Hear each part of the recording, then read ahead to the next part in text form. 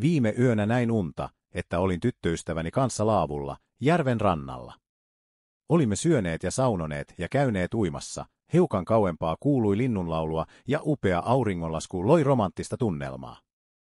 Olimme unessa molemmat jo eläkkeellä, 70-vuotiaita, ja muistelimme mitä kaikkea elämässä on tapahtunut viimeisen 20 vuoden aikana, kun olimme olleet yhdessä.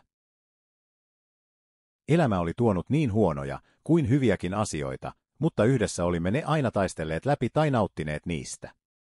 Suhteemme oli hitsautunut sellaiseksi symbioosiksi, että täydensimme toisemme täydellisesti.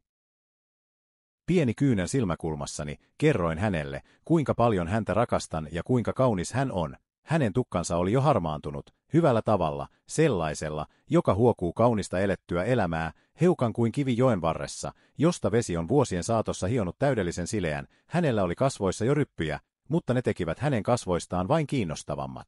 Ja kun hän hymyili, niin niiden ryppyjen ansiosta koko hänen kasvonsa heräsivät loistoon, ja kun hänelle joululahjaksi ostamani G-kupin silikonitissit pomppivat kasvojeni yllä, hänen ratsastaessaan päälläni, en voinut enää muuta kuin itkeä ääneen sitä, miten hyvää elämä voi olla.